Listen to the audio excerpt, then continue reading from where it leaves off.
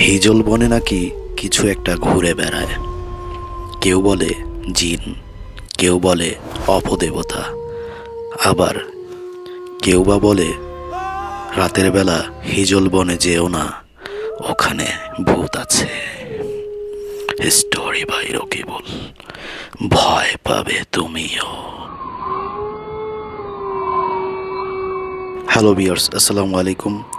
This is Rakibul Islam. Story by Rakibul channel থেকে তোমাদেরকে জানাই ভয়ের শুভেচ্ছা।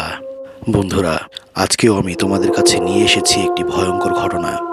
চলো বন্ধুরা, দেরি না করে আমরা ঘটনাতে ফিরে যাই। বাংলাদেশের সুনামগঞ্জ জেলার ভেতরে এক নির্জন গ্রাম, নাম ধনীপুর।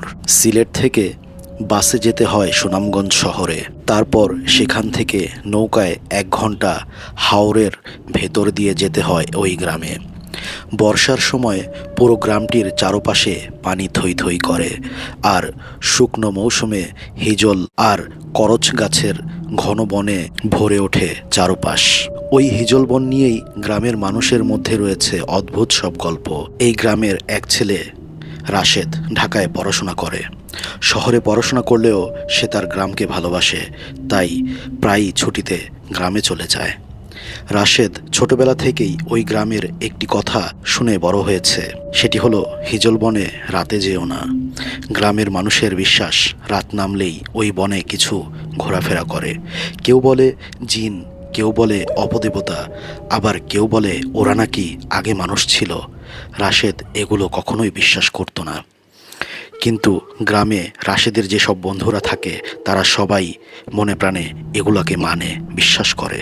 তাই তো গ্রামের সব বন্ধুরা মিলে রাশেদকে চ্যালেঞ্জ করে, যখন তুই এগুলো বিশ্বাস করিস না তাহলে রাতের বেলা হিজল বনে একা সময় কাটিয়ে দেখা। রাশেদের বন্ধুদের কথায় রাশেদ রাজি হয়ে যায়। সে মনস্থির করে রাতের বেলা একা যাবে, দেখবে কি আছে ওই বনে। একদিন রাত প্রায় 10টা বাজে রাশেদ ঘর থেকে বের হয় হিজল বনে যাওয়ার উদ্দেশ্যে। চারপাশে চাঁদের আলো, হালকা কুয়াশা পড়েছে। একটা টর্চ হাতে নিয়ে সে ঢুকে পড়ল হিজল বনের ভেতরে। প্রথমে সব স্বাভাবিক ছিল, আশেপাশে ঝিঝি পোকা আর দূরে ব্যাঙের ডাক শোনা যাচ্ছিল। কিন্তু কিছু দূর যাওয়ার পর হঠাৎ সে লক্ষ্য করে দূর থেকে একটা ছায়া নড়ল। রাশেদ টর্চের আলো ফেলতেই সেখানে কিছুই নেই। সে ভাবল হয়তো কোনো পাখি বা পোকামাকড় হবে। আরেকটু সামনে যেতেই সে শুনতে পেল কেউ যেন তার কানের কাছে ফিসফিস করে কিছু বলছে। রাশেদের বুকের ভেতরটা কেঁপে ওঠে। সে আবারও চারপাশে তাকায়, কেউ নেই। হঠাৎ সে দেখল একটা হিজল গাছের নিচে কেউ একজন দাঁড়িয়ে আছে।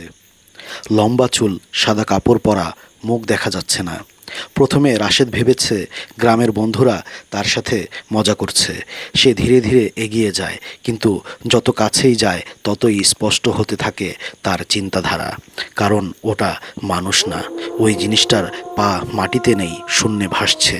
হঠাৎ সেটা মাথা তুলে তাকায় রাশেদের দিকে। ওটার চোখ নেই, মুখের গড়ন পশুর মতো। রাশেদ চিৎকার দিয়ে দৌড়ে পালানোর চেষ্টা করে। দৌড় দেওয়ার সময় সে কয়েকবার মাটিতে পড়ে যায়। এক পর্যায়ে সে যখন বন থেকে বের হয়ে লোকালয়ে পৌঁছে যায়, তার শরীর ছেড়ে দেয় এবং সে মাটিতে লুটিয়ে পড়ে। লোকেরা তাকে ধরাধরি করে বাড়ি নিয়ে যায়।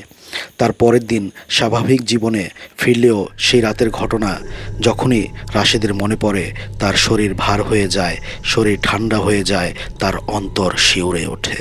হয়তো রাশেদের মতো অনেকেই এই ভূতপ্রেত বিশ্বাস করে না, কিন্তু যখন ঘটনাটা নিজের সাথে ঘটে যায় তখন কাউকে এর বর্ণনা দিয়ে বোঝানো যায় না, শুধু যার সাথে ঘটে সেই বোঝে। বন্ধুরা, ঘটনাটি তোমাদের কাছে কেমন লেগেছে অবশ্যই কমেন্ট করে জানাবে। তোমরা যারা আমাদের কাছে ঘটনা পাঠাতে চাও তারা আমাদের ইমেল অ্যাড্রেসে ঘটনা পাঠাতে পারো। ডিসক্রিপশনে আমাদের ইমেল অ্যাড্রেস দেওয়া থাকবে। বন্ধুরা, তোমরা যারা এখনও আমাদের চ্যানেলটিকে সাবস্ক্রাইব করোনি, আমাদের চ্যানেলটিকে সাবস্ক্রাইব করে আমাদের সাথেই থাকো এবং উপভোগ করো ভয়ঙ্কর ঘটনাগুলো। আজ চলে যাচ্ছি, আবার ফিরবো নতুন কোনো ঘটনা নিয়ে। ততক্ষণ তোমরা ভালো থেকো। আল্লাহ হাফেজ।